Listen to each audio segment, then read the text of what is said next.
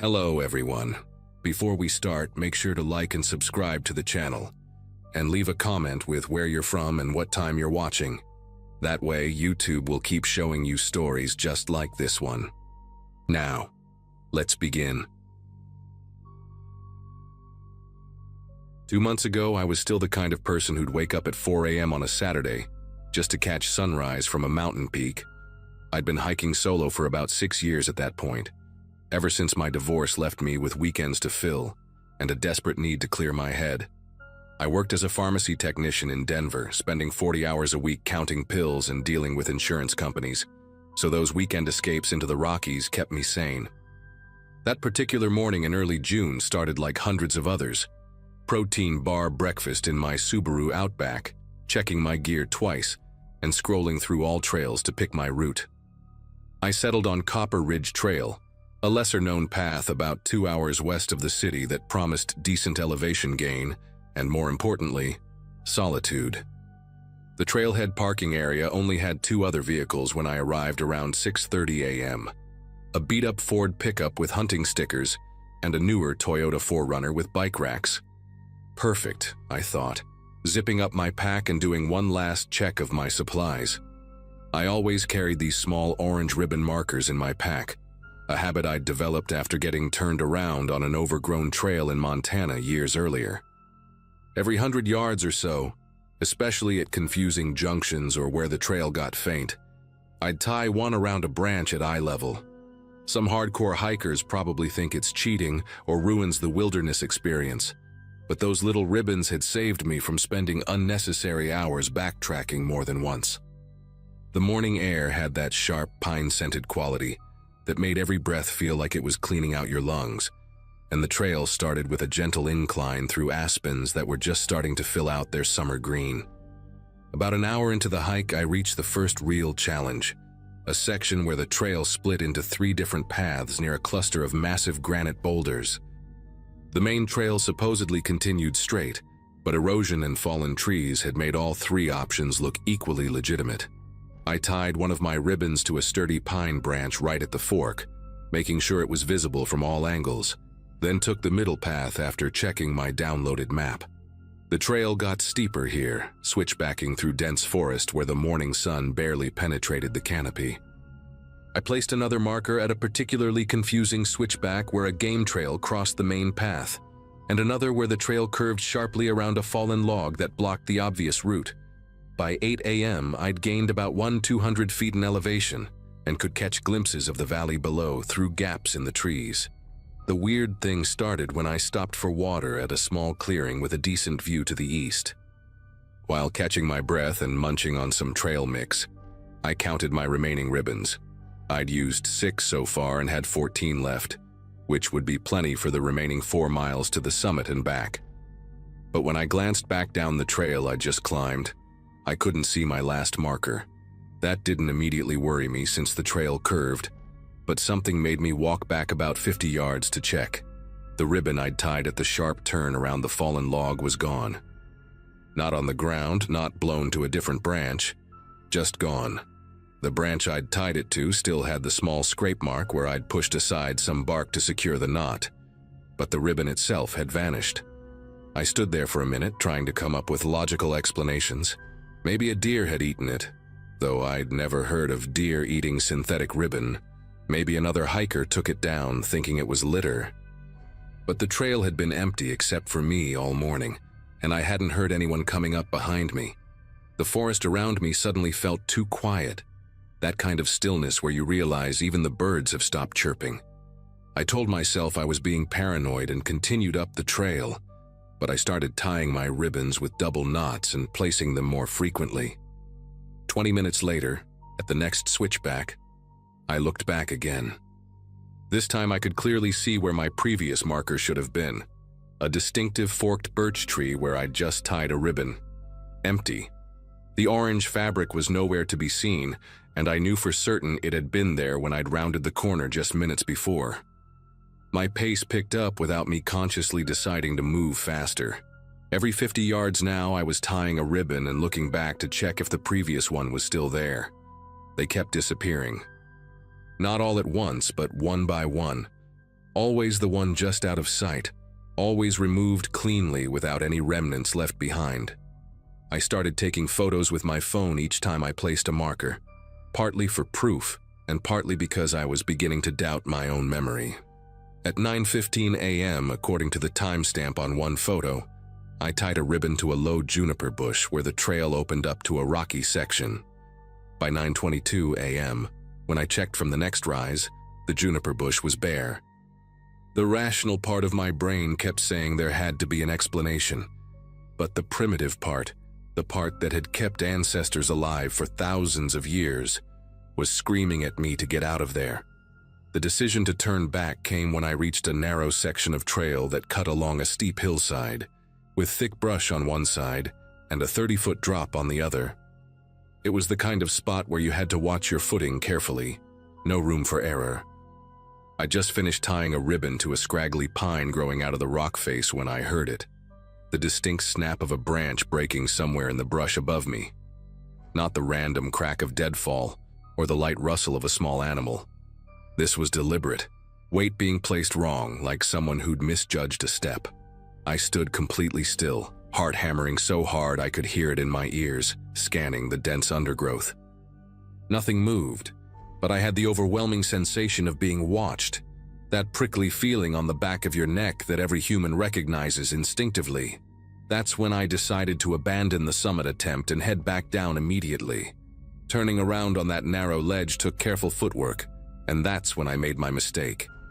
My left boot caught on an exposed root I hadn't noticed, and suddenly I was falling sideways toward the drop.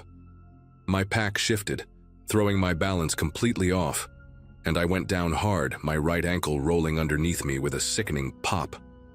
The pain shot up my leg like lightning, and I bit down on my own tongue to keep from screaming.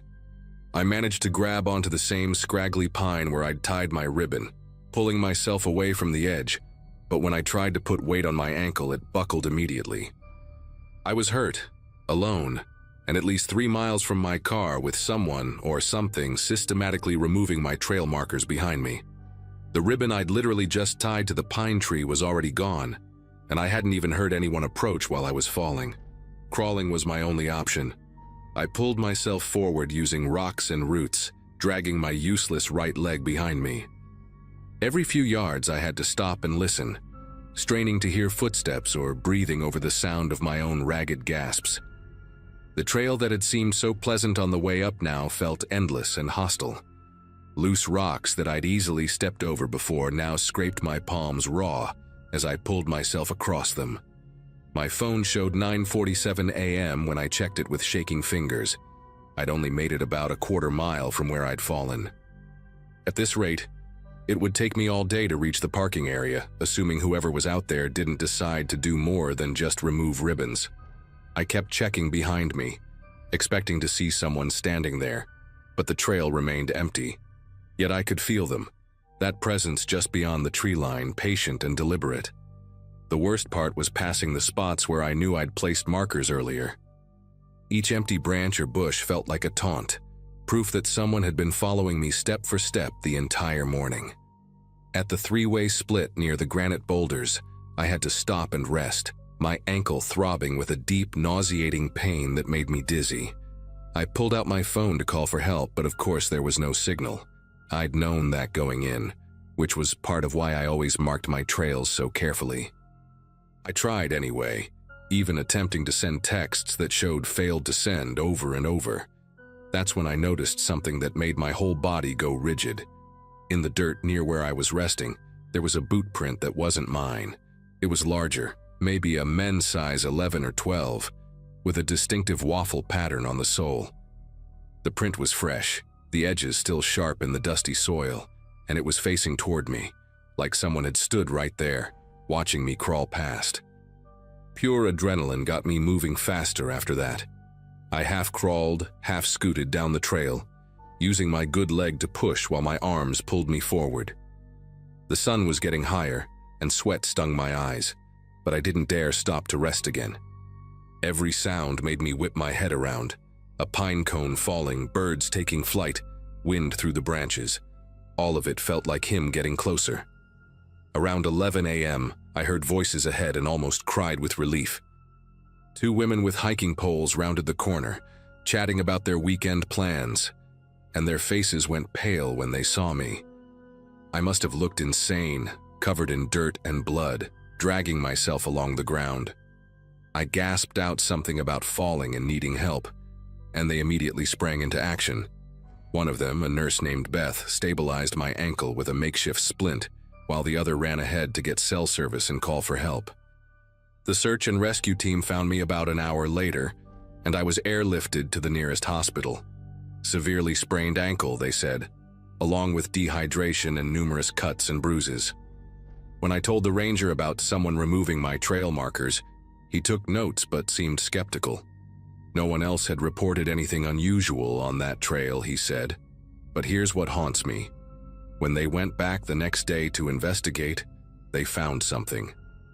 About 100 yards up from where I'd fallen, hidden behind a cluster of rocks, they discovered a small pile of orange ribbons, all neatly folded and stacked.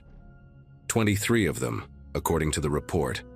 I'd only placed about 15 markers that day. The others must have been from previous hikers, collected over who knows how long. They never found who did it, and I never went hiking alone again. I still wake up sometimes thinking about those footprints facing my direction, wondering how long he'd been watching me crawl, and what he might have done if those two women hadn't shown up when they did.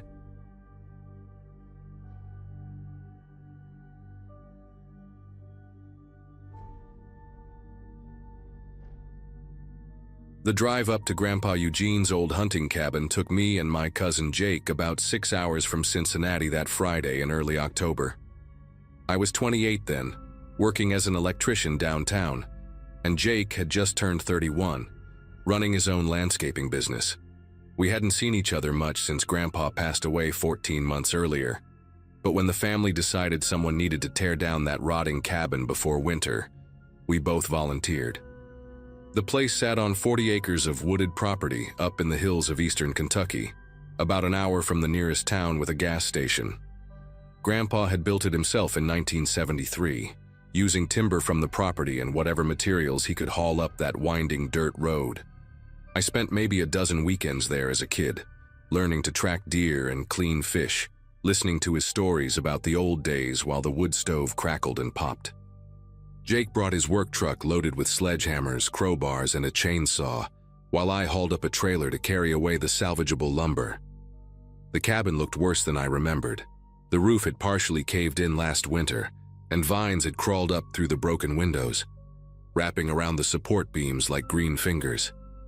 We started with the easy stuff, ripping out the old furniture and appliances, tossing everything into a burn pile we'd deal with later. Around 3 in the afternoon, we began attacking the floorboards with crowbars, planning to work our way down to the foundation. The wood came up easier than expected, most of it soft with rot and termite damage. That's when Jake's crowbar hit something that made a strange scraping sound. Not wood against nail, but metal against something else entirely. We cleared away more boards, and underneath the floor joists, right where the kitchen used to be, we found a metal box about the size of a shoebox, wrapped in what looked like oilcloth. Jake reached down to grab it, but I noticed something else.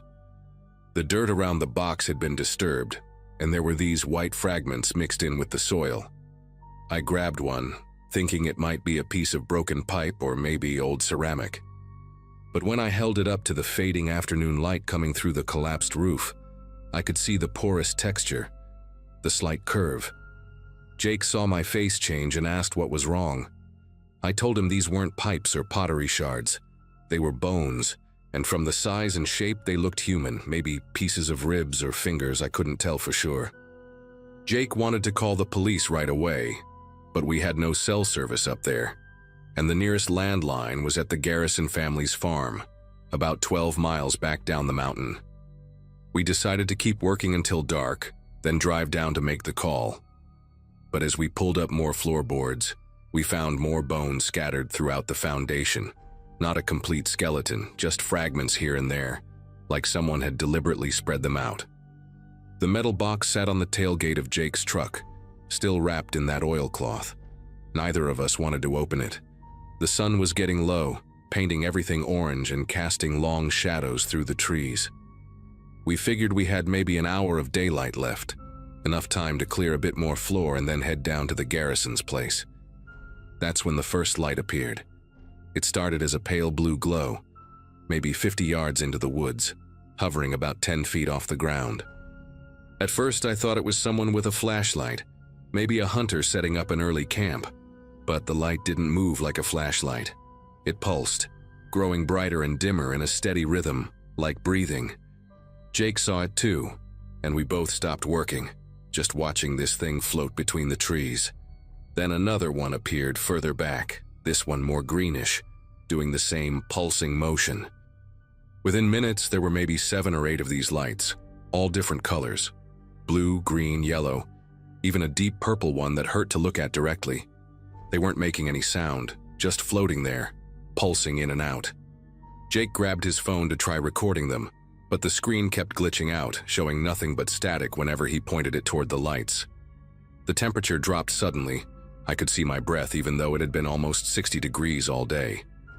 The lights started moving then, not toward us exactly, but in a slow circle around the cabin, maintaining that same distance, like they were examining us, or the cabin itself. I noticed our truck's radios had turned on by themselves, both scanning through stations but picking up nothing except this low humming sound that made my teeth ache. We didn't talk, didn't move, just stood there in what was left of Grandpa's cabin, watching these impossible lights circle us like predators sizing up prey. Then we heard it. Footsteps above us, heavy and deliberate, like someone in work boots walking across a floor. Except there was no second floor anymore. It had collapsed years ago. The footsteps moved from one end of the cabin to the other, and bits of dust and old insulation fell through the gaps in what remained of the ceiling. Each step made a distinct creaking sound, as if someone was walking on solid floorboards that simply weren't there. Jake whispered that we should run for the trucks, but I couldn't move. My legs felt like they were made of concrete. The metal box on the tailgate started rattling, shaking violently against the truck bed, even though there was no wind. That oilcloth wrapping began to unravel on its own, peeling away in strips. Through the gloom, I could see the box was made of copper, green with age, and it had symbols carved into it. Not letters or anything I recognized, but these intricate patterns that seemed to shift and change when I wasn't looking directly at them. The footsteps stopped directly above us. In the silence that followed, we could hear something else. A wet, rhythmic sound, like someone trying to breathe through liquid. The lights in the woods had stopped circling and were now perfectly still, all focused on the cabin, their combined glow casting everything in this sickly, shifting rainbow of colors. Jake finally broke out of his paralysis and grabbed my arm, pulling me toward his truck. But as we moved, the bones we'd found earlier started vibrating in the dirt, rattling against each other like wind chimes made of calcium. Some of them began rolling toward the center of the foundation, gathering in a pile directly below where the footsteps had stopped. The copper box flew open with a metallic shriek, and inside was a small leather journal and what looked like a human tooth. But the tooth was wrong, too long with multiple roots that twisted together like a braid. Jake managed to get us to his truck, and we both scrambled inside. He turned the key, but the engine just made this grinding noise, like metal scraping against stone. The dashboard lights flickered on and off, and the radio kept cycling through that same humming frequency. Through the windshield, we watched as something began forming above the cabin ruins. Not solid, but like heat shimmer in reverse, pulling the colored light from the woods into a vaguely human shape. It must have been 12 feet tall, with arms that hung down past where its knees should be. The thing had no face, just a smooth surface where features should be, but somehow I knew it was looking at us. The leather journal from the copper box suddenly flew through the air and landed on the hood of Jake's truck, pages flipping wildly even though we were inside with the windows rolled up. I grabbed the journal through the driver's side window while Jake kept trying to start the truck. The pages were filled with Grandpa Eugene's handwriting, but the words didn't make sense at first. They were in English, but arranged in patterns that hurt to read, like my brain couldn't process the sentences properly. One page had a date, August 1974, a year after he built the cabin. The entry talked about finding something in the ground while digging the well, something that wore the mountain's first face, and remembered when the stars were arranged differently. He wrote about making a deal, about feeding it bone meal from the butcher shop in town every full moon to keep it sleeping. The last entry was from 3 weeks before he died. Can't make the drive anymore. It's waking up. God forgive me for what I've brought here. Whoever finds this, burn everything and salt the earth. Don't let it remember what it was. The moment I read those words aloud, everything stopped. The lights in the woods blinked out simultaneously, plunging us into complete darkness except for the weak dome light in the truck. The tall figure above the cabin began to collapse in on itself, folding and contracting until it was just a dark mass hovering over the bone pile. Jake's truck suddenly roared to life, headlights blazing. Without discussing it, we both knew what to do.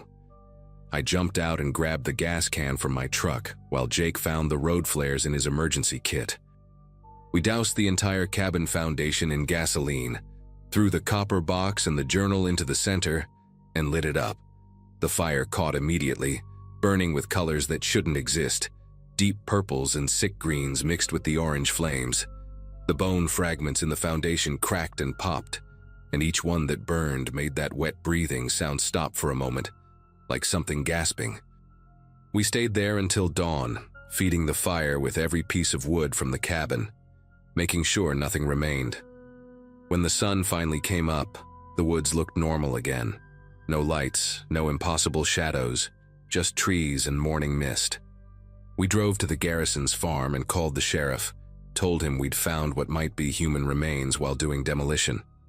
They sent investigators up there, but all they found was ash and charred ground. The bones had burned to nothing, leaving no evidence. The official report said we'd probably found old animal bones, maybe from when it was a hunting cabin.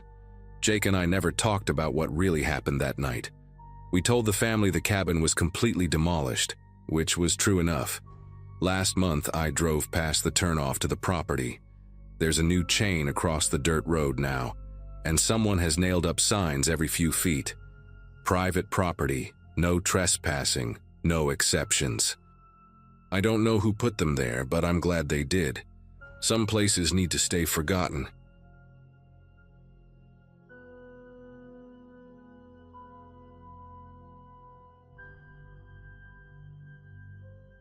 I was 23 that August, fresh out of college with a forestry degree and absolutely determined to prove I could handle the backcountry solo.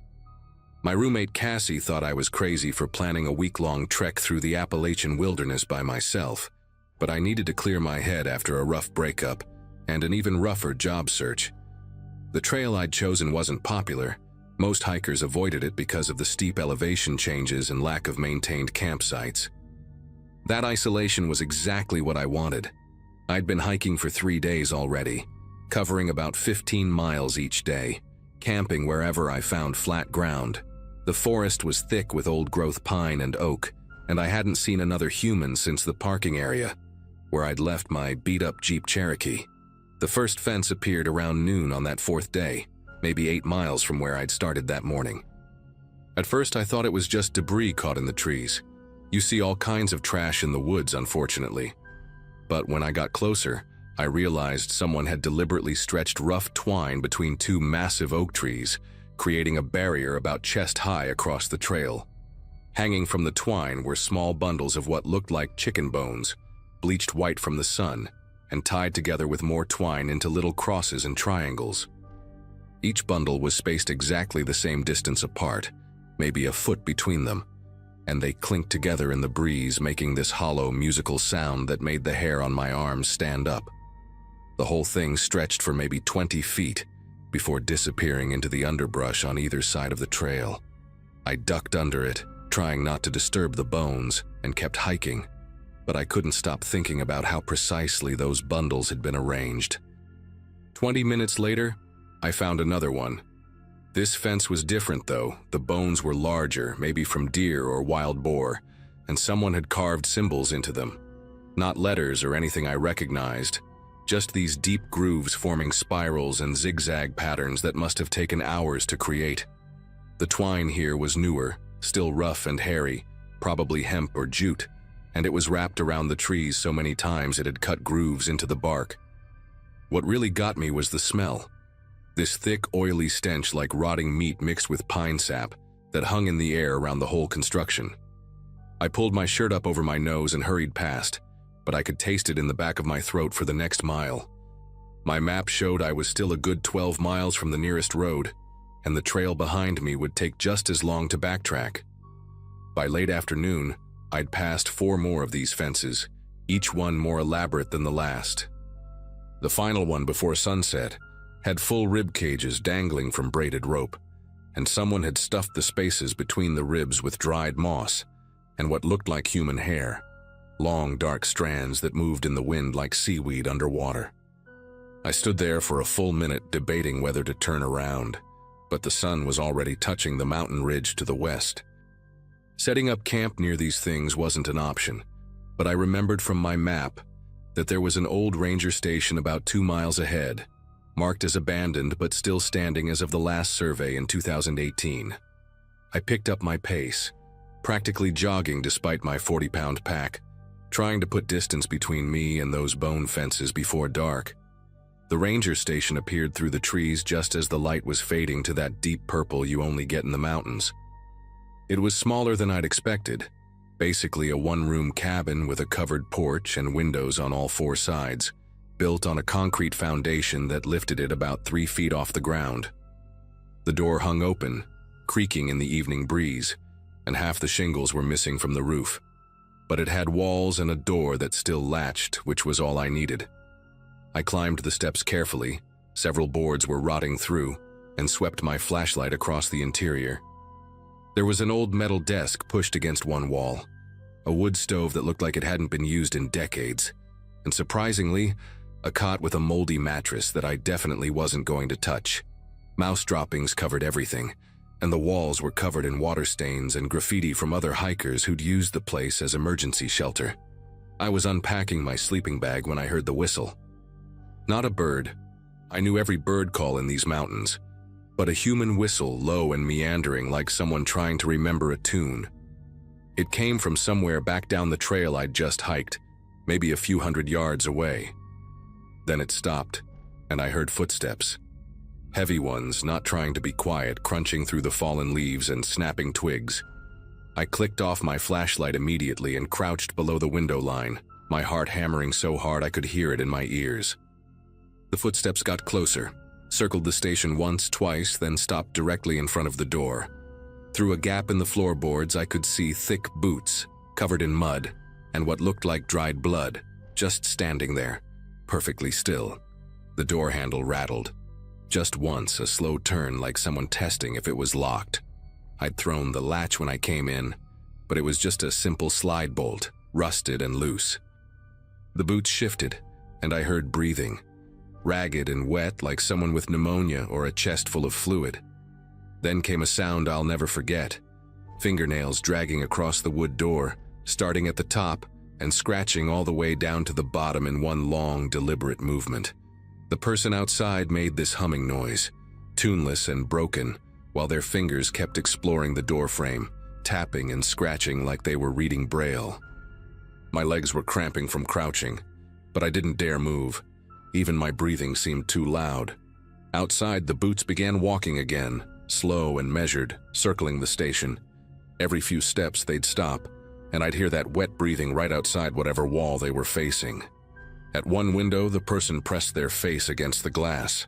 I could see their silhouette in the moonlight, long matted hair and a beard full of debris, maybe leaves or dried mud. They cupped their hands around their eyes to see inside better, and their breath fogged up the glass in quick, excited puffs. I was hiding behind the metal desk, pressed so tight against it that the edge was cutting into my ribs. They stayed at that window for what must have been 5 minutes, just breathing and occasionally tapping on the glass with one finger. Tap, tap, tap, pause, tap, tap, tap, like they were sending a message. Then they laughed, this horrible gurgling sound like water going down a clogged drain, and moved to the next window. I realized they were checking each one systematically, looking for a way in or trying to spot me inside. Around midnight, everything went quiet. No footsteps, no breathing, no tapping. Just the normal forest sounds. Wind in the trees, an owl somewhere distant, crickets. But I knew they hadn't left. I could feel them out there, waiting. My phone had no signal. Hadn't had one for 2 days and the battery was at 12% anyway. I turned it off completely to save what little power remained. The darkness in the station was absolute, the kind where you can't see your hand in front of your face. I sat there behind the desk, my knife in one hand and bear spray in the other, fighting to stay awake. Every time my eyes started to close, I'd hear something.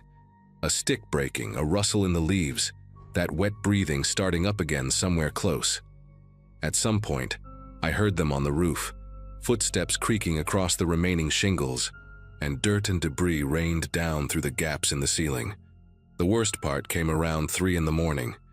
They started talking. Not to me, but to themselves, in this conversational tone like they were having a normal discussion with someone who wasn't there. Their voice was hoarse and broken, switching between barely audible whispers and sudden, sharp exclamations. They talked about the bones, about how each fence had taken weeks to build, how the animals had been trapped specifically for their skeletons, cleaned and prepared with respect. They mentioned other hikers by description. A woman with a red backpack from last spring, a couple with a dog from 2 winters ago. They knew exactly how many steps it was between each fence, how many hours it took to walk from the parking area to this station. Then they said something that made my whole body go cold. They described my tent, the blue and gray one I'd pitched the last 3 nights, mentioned the freeze-dried pad thai I'd eaten for dinner 2 days ago, the creek where I'd filtered water yesterday morning. They'd been watching me since I started the trail. The talking continued for another hour, getting more agitated and louder. They started pounding on the walls with what sounded like a stick or maybe a bone, rhythmic banging that echoed through the small station. Between the banging, they'd press their mouth against the gaps in the wall and make these animal sounds, growling, chittering like a squirrel, screaming like a rabbit caught by a predator. I stayed silent, barely breathing, even when they started calling out descriptions of me. My green jacket, my brown ponytail, the scar on my left hand from a childhood accident. They knew which way I favored when I walked because of an old ankle injury. They knew I stopped to rest every 2 hours. They knew I talked to myself when I got nervous, little encouraging phrases I thought no one could hear. The violation of it, the realization that every moment I'd thought I was alone had been observed, made me want to vomit. Just before dawn, maybe 5:30, when the sky was starting to lighten to gray, everything stopped.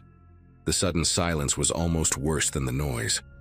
I waited, muscles screaming from being locked in the same position for hours, counting to 100, then 200, then 500. Finally, I risked looking out the window. The forest looked empty, normal, morning mist rising from the ground. But on the door, carved deep into the wood with something sharp, were fresh words. "See you next season." I waited another full hour until the sun was completely up, then grabbed my pack and ran. Not hiked, ran, stumbling and sliding down the trail toward the road. I didn't stop for water, didn't stop to rest, just ran the entire 12 miles until I hit pavement and flagged down the first car I saw. A Park Service vehicle, thankfully. The ranger didn't believe me at first until I showed him the photos I'd managed to take of the bone fences with my phone. They sent a team up there that afternoon, but whoever it was had vanished. They found the fences, found the carvings on the door, found boot prints and evidence someone had been living rough in the area for years, but never found the person.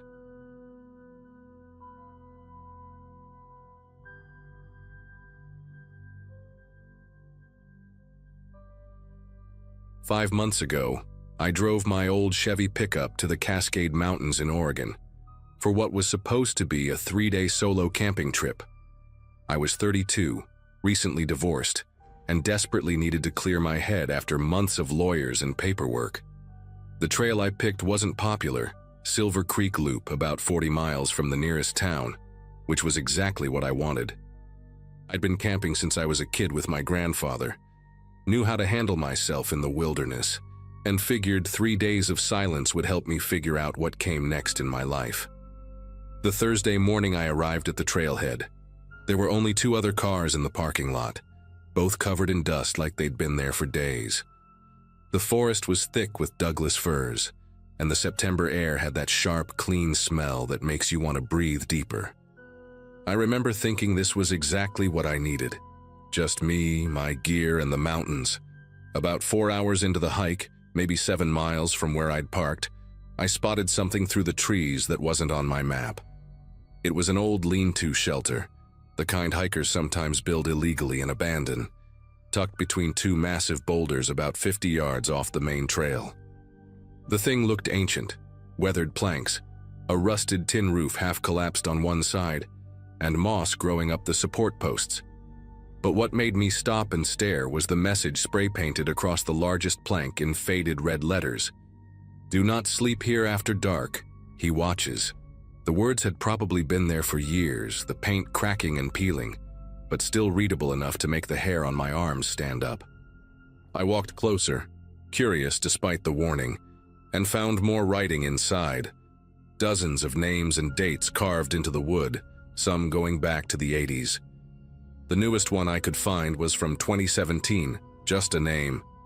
Kevin Fuller, with what looked like tally marks next to it, 23 of them carved deep into the beam. I set up camp about 300 yards from the shelter, far enough that I couldn't see it through the trees, but close enough that I kept thinking about it. The spot I chose was perfect. A flat clearing near a stream, surrounded by tall pines that would block the wind. As I pitched my tent, a bright orange North Face 2-person that I'd bought for trips with my ex-wife, I couldn't stop glancing toward where I knew the shelter was. The rational part of my brain kept saying it was just some hiker's idea of a prank. Maybe someone trying to keep a good shelter to themselves by scaring others away. But there was something about those tally marks that bothered me. Were they days, nights, something else? By the time I had my camp set up, tent staked down, bare canister hung from a tree branch, cooking gear arranged on a flat rock, the sun was already starting to dip behind the mountain peaks. The temperature dropped fast, maybe 20 degrees in an hour, and I found myself putting on my fleece jacket earlier than expected. I cooked dinner on my portable stove, freeze-dried beef stroganoff that tasted like cardboard soaked in gravy, and tried to enjoy the sunset. The sky turned this incredible purple-orange color that you only see in the mountains, and for a while, I actually forgot about the shelter. I sat on a log sipping instant coffee from my thermos, listening to the stream and the wind moving through the trees. Around 8 o'clock, just as the last light was fading, I heard something that made me pay attention. It was footsteps, deliberate and slow, crunching through the undergrowth somewhere between my camp and the shelter. Not the quick, light steps of a deer or the shambling of a bear. These were human footsteps, and they were moving in a circle around my camp, staying just outside the ring of light from my LED lantern. I called out, "Hello? Someone there?" But the footsteps stopped immediately. I waited, straining to hear over my own heartbeat, but there was nothing except the sound of the stream and the occasional crack of a branch in the distance. I sat there for maybe 20 minutes, barely moving, just listening.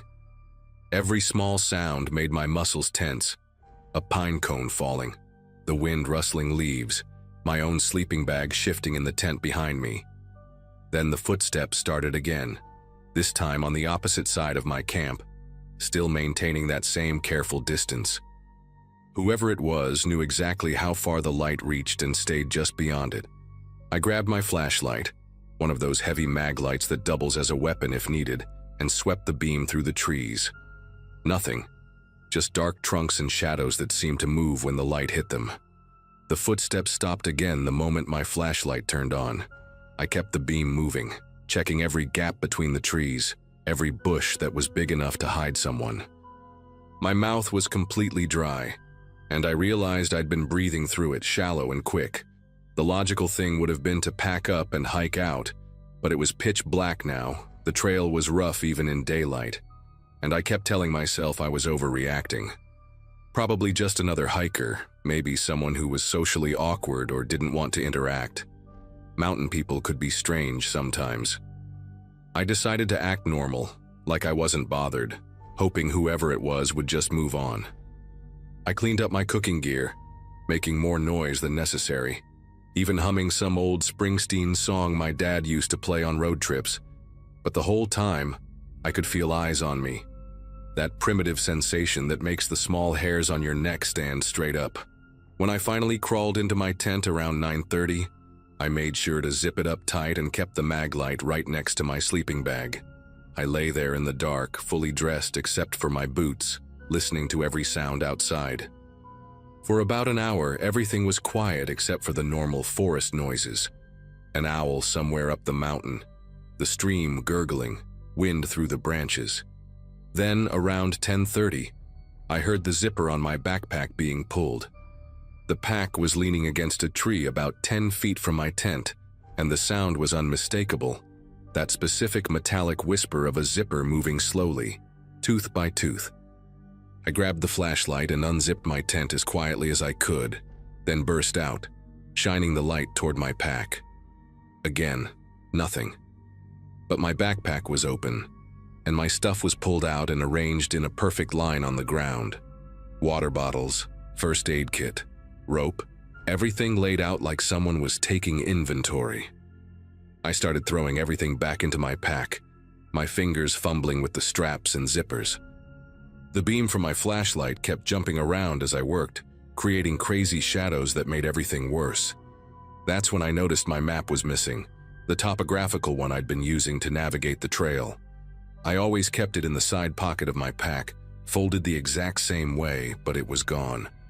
I searched through everything twice, even checked inside my tent, but it wasn't there. Someone had taken it, which meant they wanted me to stay lost, or at least confused about my location. I stood there in the dark, trying to think clearly while every instinct screamed at me to run. The trail back to my truck was 7 miles of rough terrain, impossible to navigate safely without light, and now without my map, I'd be gambling on my memory. I decided to stay put until dawn, but I wasn't going to sleep. I dragged my pack inside the tent, put my knife, a 6-inch fixed blade I used for camping tasks, on my chest, and sat up with my back against my rolled-up sleeping pad, flashlight in one hand, watching the thin nylon walls of my tent, like they could actually protect me from whatever was out there. For the next 2 hours, whoever it was played games with me. They'd tap on different sides of the tent with what sounded like a stick, 3 taps, then silence, then 3 taps somewhere else. Sometimes they'd throw small rocks that would hit the rain fly with little pinging sounds. Once, I saw the shadow of a hand pressed against the side of the tent, fingers spread wide, holding there for maybe 30 seconds before disappearing. I never said another word, didn't react, just sat there sweating despite the cold, gripping my knife so hard my knuckles ached. Around 1 in the morning, the activity stopped completely. No footsteps, no tapping, nothing. The silence was almost worse because I didn't know if they were gone or just waiting. I stayed frozen in position, barely blinking, counting my breaths to stay calm. At some point, exhaustion must have won because I remember jerking awake to gray pre-dawn light filtering through the tent. My watch showed 5:47 a.m. My knife had fallen off my chest, and my flashlight was dead, the batteries drained from being on all night. I unzipped the tent slowly, every muscle stiff from sitting in the same position for hours. The morning was foggy, that thick mountain mist that cuts visibility down to maybe 30 feet. My campsite looked wrong immediately. All my gear that I'd secured the night before, the bear canister, my cooking pot, my water filter, had been moved. Not scattered or thrown around, but deliberately placed in a perfect circle around my tent, each item equidistant from the next. In the center of the circle, right in front of my tent entrance, someone had driven a stick into the ground with my missing map wrapped around it. The map was marked with red X's at 3 locations, where I was camped, the parking area where I'd left my truck, and the lean-to shelter. But the worst part was seeing my name. Thomas Wright, written in charcoal or ash across the bottom of the map in block letters. I'd never told anyone on this trail my name. My parking permit only showed my license plate, and I'd paid cash at the ranger station. Whoever did this had gone through my wallet while I slept, or worse, had known who I was before I even arrived. I packed everything in less than 10 minutes, shoving gear into my pack without any organization, just wanting to get out of there. But something made me walk back to the shelter before leaving. Maybe stupidity, maybe the need to understand what had happened. The fog made everything feel dreamlike and unreal as I pushed through the wet branches. When I reached the shelter, I saw fresh writing on the wall, still dripping like it had been done minutes before. In the same red paint as the original warning, someone had added my name to the list of carved names inside, with a single tally mark next to it. Below that, written in what looked like mud or dirt, were the words, "One night survived, don't come back." My gear had been stacked neatly inside the shelter too. Items I hadn't even realized were missing. My backup headlamp, my emergency whistle, even the power bar I'd kept in my jacket pocket. Each item was placed precisely on a wooden shelf someone had built recently, the wood still fresh and white where it had been cut. The hike back to the trailhead was the longest 7 miles of my life. I practically ran when the trail was clear enough, stumbling over roots and rocks, looking behind me every few seconds. The fog lifted around 8 in the morning, but that just made me feel more exposed. Every sound made me whip around. A branch breaking, birds taking flight. Even my own breathing echoed strange in my ears. About halfway back, I found something that made me stop dead. On a tree right next to the trail, at exactly eye level, someone had carved "See you next year, Thomas" into the bark. The carving was fresh, sap still oozing from the cuts. I took a photo with my phone, the only proof I had that any of this was real, and kept moving. When I finally saw my truck through the trees, still parked where I'd left it, I almost cried from relief. But as I got closer, I noticed something tucked under the windshield wiper. It was a folded piece of paper, weathered and yellowed like it had been saved for years. Inside was a list of names and dates going back decades, all with tally marks next to them. Some had 1 mark, some had 5 or 6, and one name, Kevin Fuller, had those same 23 marks I'd seen in the shelter. At the bottom, in fresh ink, was my name with that single tally mark. I drove straight home, didn't stop except for gas, didn't even call anyone until I was back in my apartment in Portland. I tried to research the shelter, the trail, anything about other hikers having similar experiences, but found nothing online. The ranger station said they'd never heard of any shelter on that trail when I called them. I even reached out to someone named Kevin Fuller on Facebook, found a guy who lived in Oregon, right age to have been hiking in 2017. His profile was normal, family photos, work stuff, but he never responded to my messages. 3 weeks later, I got a package with no return address. Inside was my emergency whistle, the one I thought I'd packed when I left, but must have been left behind. Attached was a note. "You forgot this. See you September, KF." I haven't been back to those mountains, and I won't ever go back. But every September, I get a postcard with no message, just a photo of that shelter and another tally mark added next to my name. This year will be the 5th one. I don't know what happens to people who go back, but I think about those 23 marks next to Kevin Fuller's name, and I know I don't want to find out.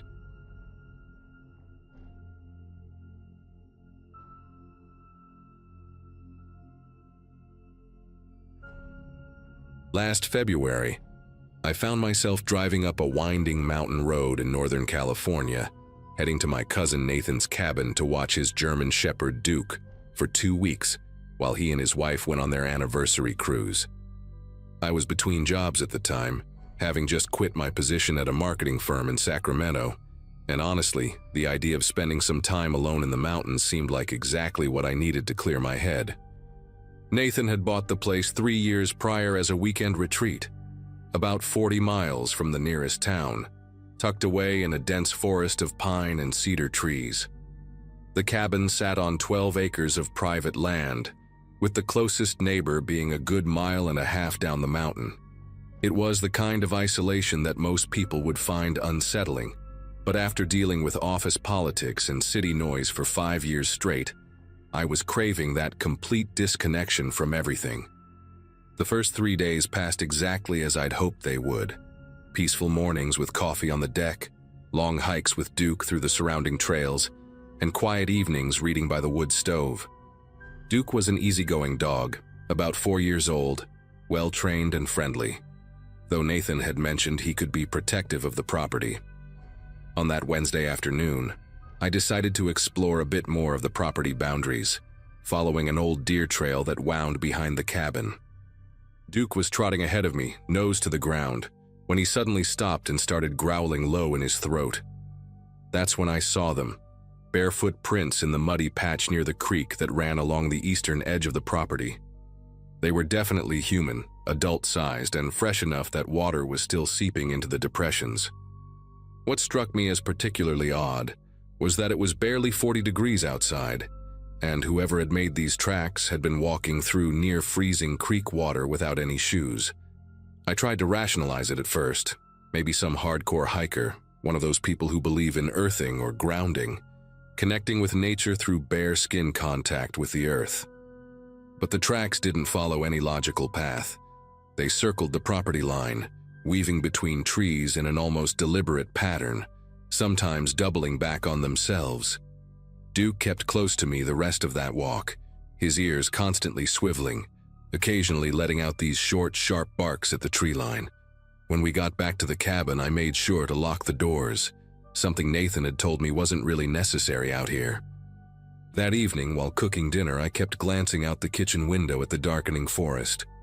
Duke stationed himself by the front door, alert but not quite agitated, like he was monitoring something I couldn't see or hear.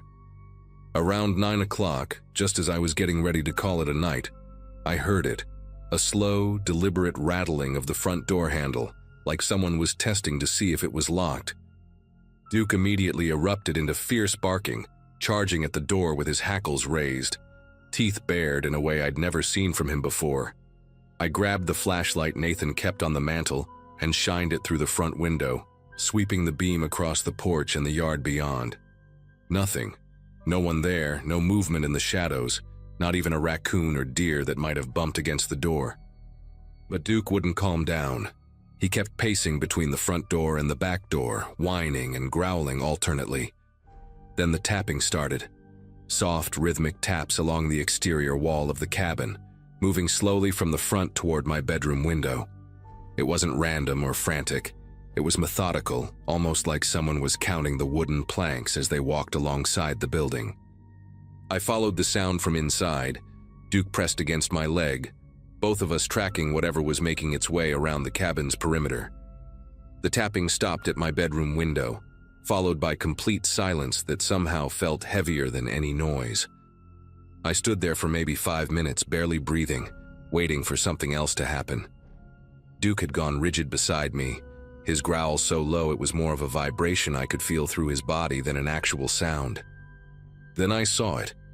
Pressed against my bedroom window was a small handprint, child-sized but positioned about 6 feet off the ground, way too high for any kid to reach without a ladder or being lifted. The condensation from the warm interior meeting the cold glass made the print stand out clearly, and I could see the individual finger marks, the palm lines, everything. As I stared at it, another print appeared next to it, then another, as if invisible children were pressing their hands against the glass in sequence. But there was no one there. I could see clearly through the gaps between the prints that the porch was empty, lit by the motion sensor light that had clicked on. I spent that entire night in the living room with Duke, every light in the cabin blazing, Nathan's old baseball bat across my lap. Around 3 in the morning, Duke started growling again, staring at the back door. I heard footsteps on the deck, heavy ones this time, definitely adult-sized, walking back and forth, occasionally stopping right at the door.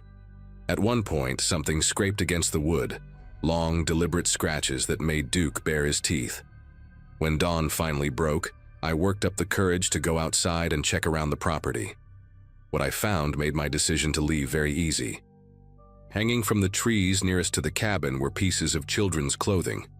A tiny pink sock on one branch, a child's mitten on another, a small torn dress draped over a third. They were weathered and dirty, like they'd been outside for weeks or months, but they'd definitely been placed there recently. I would have noticed them before, but what really made me pack up right then and there were the carvings I found on the trees. Crude stick figures, dozens of them, carved deep into the bark of the pines surrounding the cabin. They all depicted the same scene, a tall figure standing next to smaller figures, and in every single carving, the smaller figures had X's for eyes. Dead children. That's what someone had spent time meticulously carving into tree after tree. Some of the carvings looked fresh, the exposed wood still pale and oozing sap, while others seemed older, darkened with age. On one particularly large pine, someone had carved what looked like a calendar or tally marks, groups of 5 lines with a diagonal slash through them, over and over, filling up a section of trunk about 3 feet high. I counted 47 groups before Duke started pulling at his leash, desperate to get back inside. As we hurried back to the cabin, I noticed more clothing items I'd missed in my initial shock. A child's shoe dangling from fishing line, a small winter hat nailed to a trunk, a pair of tiny overalls stretched between 2 branches like some sick banner. I threw everything into my car in less than 20 minutes, Duke already in the back seat, engine running. But when I went back inside to do a final check and grab Duke's food bowl, I found something that still haunts me. On the kitchen table, which had been clear when I'd run outside an hour earlier, sat a neat row of items.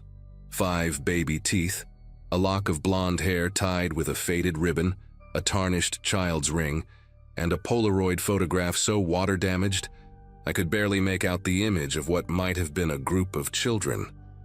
Underneath it all was a piece of birch bark with more stick figures carved into it, but this time there was one figure clearly meant to be a dog, and next to it, a taller figure with long scratches for hair.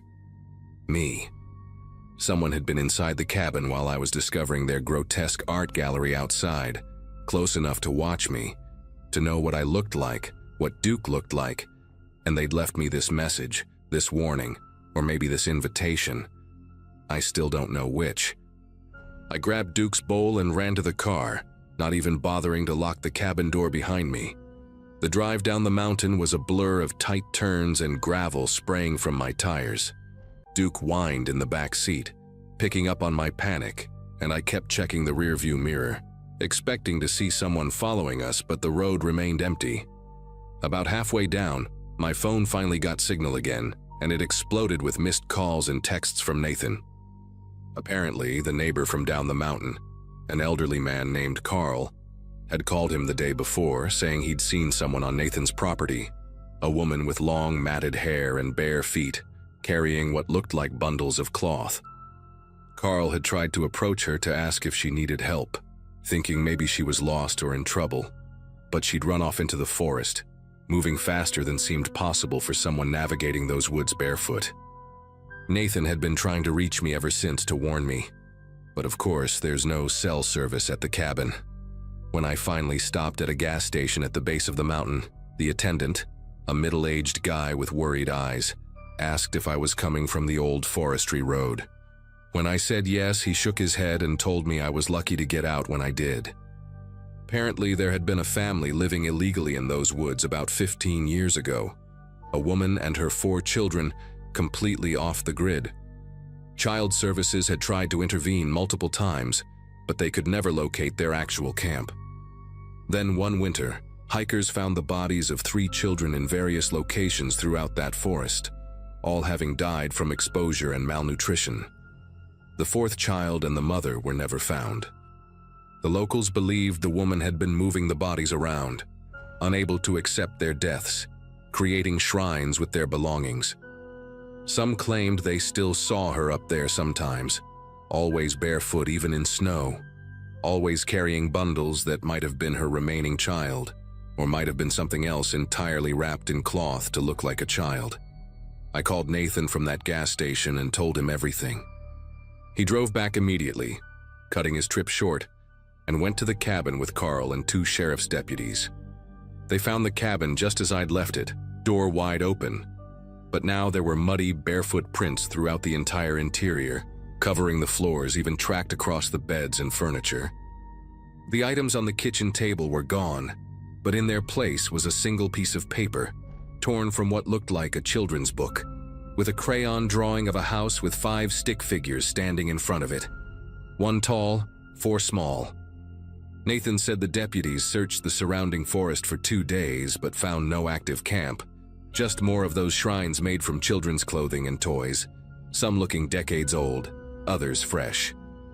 They did find something else though, a shallow cave about a quarter mile from the cabin, filled with hundreds of those bark carvings, all depicting the same scene of the tall figure with the smaller figures.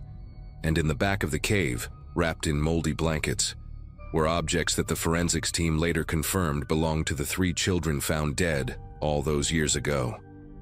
Nathan sold the cabin 2 months later to some developer from Los Angeles who plans to tear it down and build something new. He never told the buyer about what happened, and honestly, I don't blame him. Sometimes I still dream about those handprints on my bedroom window, appearing one by one against the glass too high for any child to reach. Duke never quite recovered from that experience either. He still growls at windows at night sometimes, and refuses to go near any wooded areas when I take him on walks. The sheriff's department officially closed the case, saying there was insufficient evidence of current criminal activity. But Carl told Nathan that hunters still report finding those clothing shrines appearing in new locations every winter. Whoever or whatever that woman has become after 15 years of grief and isolation in those mountains, she's still out there, still creating her monuments to loss, still searching for something in the darkness between those trees. I just hope whoever buys that new property never has to find out what happens when she decides to come looking for new additions to her family.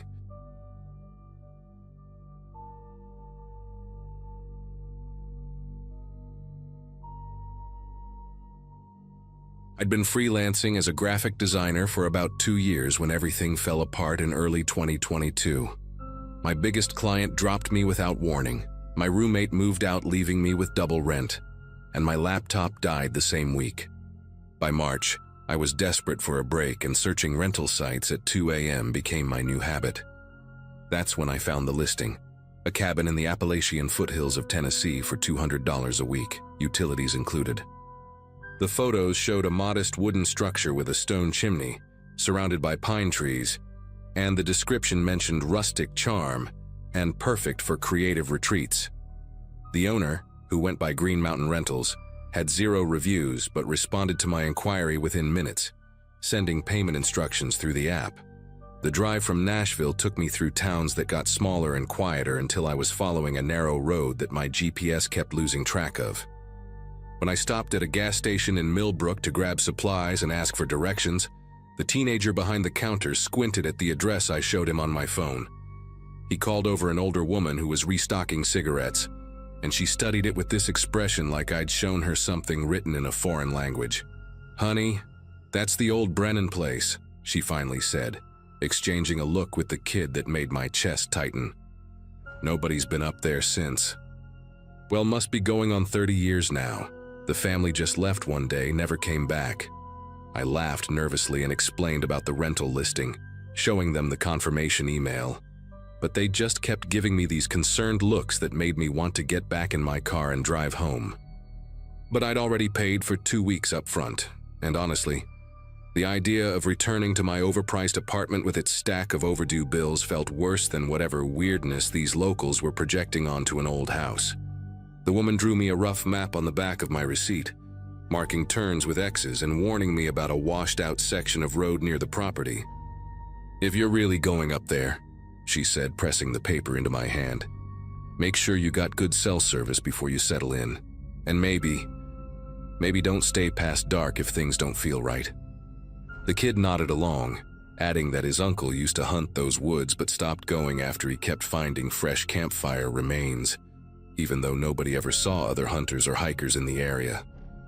I thanked them, bought extra batteries for my flashlight, and continued driving, telling myself that small towns always had their ghost stories and local legends. The cabin sat at the end of a dirt driveway so overgrown with blackberry vines that they scraped against my car doors like fingernails. But the structure itself looked exactly like the photos. Weathered wood siding, stone chimney, even the same green metal roof, though it was covered in pine needles and oak leaves. The key was in a lockbox attached to a fence post, just like the owner had messaged me. And when I turned it in the front door, the mechanism clicked smoothly like it had been recently oiled. Inside, everything was surprisingly clean. No dust, no cobwebs, just the stale smell of a place that hadn't been aired out in a while. The furniture looked frozen in time, lots of heavy wooden pieces and a plaid couch that screamed 1990s, but someone had definitely prepared it for a renter. Fresh sheets on the bed, new soap in the bathroom, even a welcome basket on the kitchen counter with instant coffee and packaged cookies. I spent the afternoon unpacking and setting up my workspace near the window that overlooked the woods. The internet connection was actually decent, which surprised me given how remote the place was, and I managed to get some design work done before the sun started setting. Around 7 p.m., as I was heating up a can of soup on the old electric stove, I noticed something that made me pause. The inside of the front door had a padlock latch that hadn't been there when I'd arrived. I was certain of it, because I'd propped the door open earlier to air out the musty smell. The metal looked brand new, still had that hardware store shine to it, and the screws in the wood frame were so fresh I could smell the disturbed pine. I walked around checking the windows and found similar latches on all of them, each with a shiny padlock hanging open, keys still in them.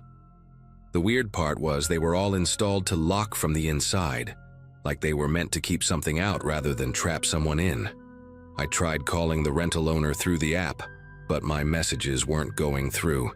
They just sat there with that pending status even though I had 3 bars of service. The rational part of my brain kept saying there had to be an explanation. Maybe the owner had been doing security upgrades and forgot to mention it. Maybe I just hadn't noticed the latches earlier because I was tired from the drive. But as darkness settled over the cabin, completely erasing any trace of the outside world beyond the windows, I started hearing something that definitely wasn't in any rental listing. It was a voice, muffled and distant, like someone talking through layers of insulation. At first I thought it might be a radio or TV from a neighboring property, but the nearest cabin was at least 2 miles away according to the gas station lady's map. The sound was coming from below, somewhere under the floorboards, and it had the rhythm of a conversation. Pauses, responses, sometimes what sounded like quiet laughter. I got down on my knees in the living room, pressing my ear against the worn hardwood, and the voices became clearer, though still impossible to make out actual words. There were at least 3 distinct tones. One higher, almost melodic, another deeper and monotonous, and a third that would interrupt with short bursts like it was agreeing or disagreeing. The floorboards were cold against my cheek, way colder than they should have been given the mild spring weather, and they had this subtle vibration like when you put your hand on a washing machine during the spin cycle. I followed the sounds toward the kitchen, crawling on all 4s, probably looking insane if anyone could see me, until I reached a section where the boards had a different pattern, newer looking, with tighter grain and darker stain. When I knocked on them, they sounded hollow, and the voices stopped immediately, just cut off mid-conversation like someone had hit a mute button. The silence that followed was worse than the voices. It had weight to it, pressing against my eardrums, making me realize how alone I was out here with no neighbors, no witnesses, just miles of dark forest in every direction. I stood up slowly, my knees aching from the hard floor, and that's when I noticed the smell, earth and dampness and something else, something organic and wrong, seeping up through the gaps between the floorboards. My phone buzzed in my pocket and I grabbed it desperately, hoping for a message from anyone, but it was just a notification from the rental app. Your host has updated the house manual. When I opened it, there was a new section that hadn't been there before, written in red text. Please ensure all interior locks are secured before midnight. This is for your safety.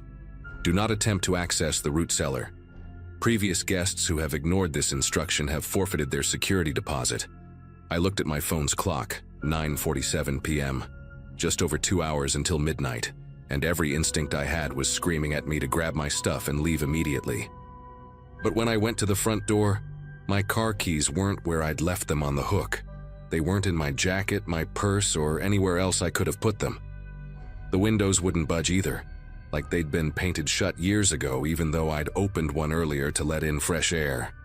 The voices under the floor started up again, louder this time, and now I could hear footsteps, multiple sets, pacing back and forth in what had to be a room or cellar directly beneath where I stood. One set of steps had this weird dragging quality, like someone pulling a bad leg, and it would stop periodically right under wherever I was standing, as if the person was looking up at me through the floor. At 11:15, things escalated in a way that still makes me nauseous to remember. The padlocks on the windows started closing on their own, one by one, the metallic clicks echoing through the cabin like countdown timers. I watched the one in the kitchen swing shut by itself, the key turning and then falling out onto the floor with a tiny ping. When I rushed to grab it, the metal was so cold it burned my fingers, and I dropped it immediately. The smell from below got stronger, like wet soil mixed with something chemical, maybe formaldehyde, and the voices changed from conversation to what sounded like chanting, repetitive phrases in a rhythm that made my teeth ache. My phone screen kept flickering, showing me that rental app notification over and over even when I tried to close it, and each time the red text seemed larger, more insistent. Secure the locks. Do not access the root cellar. The last padlock clicked shut at 11:58, the one on the front door, and I actually heard myself whimper as I watched it happen. The chanting below reached a crescendo, and then stopped entirely, replaced by a sound that I can only describe as breathing, deep, synchronized breathing from multiple sources, like a room full of people all inhaling and exhaling in perfect unison. The floorboards began to creak and shift, and through the gaps I saw flickering light, orange and unstable like candle flames. Then came the knocking, not from the door or windows, but from underneath, systematic and patient, moving from one section of floor to the next like someone checking for weak spots. Each knock made the newer section of floorboards in the kitchen bounce slightly, and I realized with absolute clarity that whatever was down there had been trying to come up, had probably been trying for years, and the locks weren't to keep me safe from something outside. At exactly midnight, everything stopped. The breathing, the light from below, the smell, all of it just vanished like someone had flipped a switch. My phone worked normally again, my car keys were sitting on the kitchen counter where I'd apparently left them, and the padlocks hung open on their latches like they'd never been closed. I didn't even pack my stuff, just grabbed my keys and ran to my car, driving those dark mountain roads way too fast while checking my mirrors constantly. When I finally got cell service again near Millbrook, I had 17 missed calls from a number I didn't recognize. The voicemail was just static, but underneath it, I could hear that same synchronized breathing from the cabin. I drove straight through to Nashville, moved in with my sister that same week, and never responded to the rental owner's messages asking me to rate my stay. 2 months later, I saw the same cabin listed again, same photos, same price, but this time the description included a new line. Perfect for solo travelers seeking complete privacy.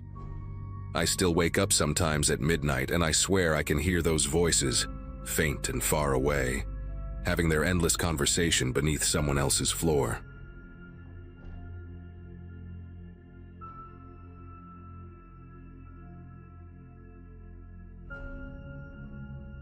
I was living in a small apartment with my girlfriend, Claire, back when this happened.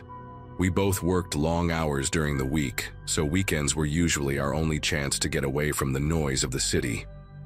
On that particular evening, we had decided to take a drive through the mountains just outside the county, the kind of back roads where cell service cut out and the air smelled sharp and cold once the sun dipped low. It wasn't a planned trip, more like one of those spontaneous drives where you roll the windows down and let the road take you somewhere quieter. The mountain pass we chose wasn't well traveled.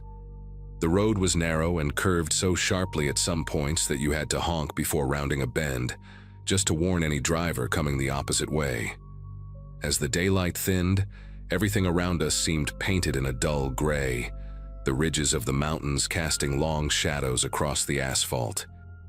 Claire had her feet propped up on the dash, humming quietly to whatever song was faintly playing on the radio.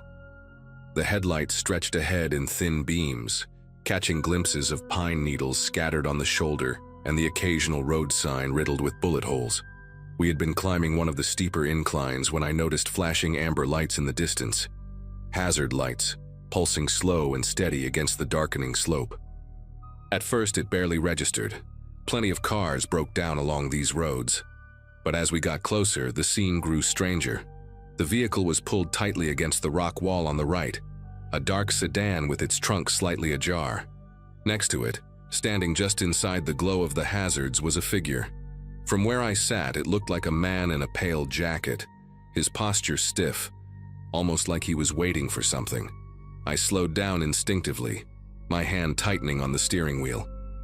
Claire stopped humming and leaned forward, squinting at the figure. "Do you think he needs help?" she asked, her voice softer than usual. I was about to nod when the man turned, if it was even a man, and stepped away from the shoulder. He didn't wave us down, didn't move toward the car. Instead, he drifted backward into the tree line, swallowed by the dark pines as if he'd been waiting for us to see him and nothing else.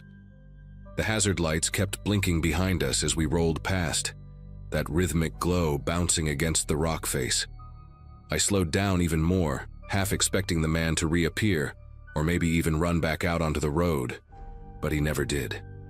Claire turned her head, watching the spot until it disappeared in the rearview mirror. "Why would he just walk into the woods like that?" she whispered, more to herself than to me. I didn't answer because I didn't have one.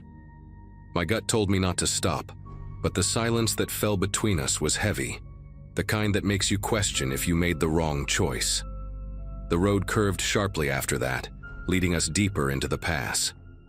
That's when I caught sight of movement in the corner of my headlight beam. At first I thought it was a deer, but it moved with more intent, keeping pace with us just beyond the guardrail. Branches snapped as something ran parallel to the car, darting between tree trunks and disappearing, only to reappear a few yards further down. Claire gasped and gripped the edge of her seat, finally saying what we were both thinking. "He's following us." I pressed the gas harder, trying to convince myself it was just my imagination. The incline made the car groan as it picked up speed, but no matter how fast we went, the sound of branches cracking kept up with us. It wasn't a clean chase either. Sometimes the sound vanished entirely, then returned with sudden force, as though whoever was out there knew exactly where the road twisted and when to meet us again. The worst part was not being able to see clearly, just flashes, a pale sleeve, the glint of something metallic, the shape of legs cutting through the underbrush. Claire begged me not to stop, her voice trembling now. "Don't pull over, just keep going." My grip on the wheel hurt my knuckles as the pass narrowed, the guardrail hugging the cliff's edge. The headlights stretched far ahead into the thinning dusk, but the forest pressed in so close on the right side that it felt like we were driving through a tunnel of black pines. And through it all, I kept hearing that steady, deliberate pursuit, like we were prey being guided through someone else's territory. The descent on the far side of the pass came sooner than expected, a sharp downhill stretch that forced me to ride the brakes. The forest gave way just enough for the sky to show a faint strip of orange fading into blue. But the sound of pursuit didn't stop. It darted in and out again, now on the opposite side of the road, as if it had crossed without us ever seeing. Claire's nails dug into the seat fabric. She kept whispering, "Please, just get us out of here," her voice breaking with each word. By then, my mind was racing with explanations, none of them good. A trap? Someone staging a breakdown to lure drivers? If that was the case, then why follow us instead of blocking the road? The thought hit me hard. Maybe there were more than one. The narrow pass made me feel boxed in, no place to turn around, no way to outrun whatever was matching our speed through the dark. I rolled the windows up fully, even though the air inside grew hot and stale, because the idea of someone reaching in suddenly was unbearable. We finally reached the bottom stretch where the road widened, and the trees pulled back. For the first time in miles, the shoulder opened up into a gravel turnout meant for truckers. I swung the car into it, throwing up a cloud of dust. The plan was simple: slam the brakes, spin around, and aim the headlights back at the tree line to see if anything was actually there. When the car skidded to a halt, Claire let out a sharp cry. But the trees stared back in silence. No movement, no sound. Just the slow flicker of the hazard light still glowing faintly far up the pass, like a warning we had ignored. We didn't wait to find out if whoever, or whatever, it was would catch up. I put the car back in gear and didn't let off the gas until we hit the highway an hour later. Claire cried quietly beside me the whole way home, and I couldn't bring myself to say anything that would make sense of it. To this day, I don't know if it was a person trying to intimidate us or something else that belonged to those woods. But I do know one thing: I'll never stop for hazard lights in the mountains again.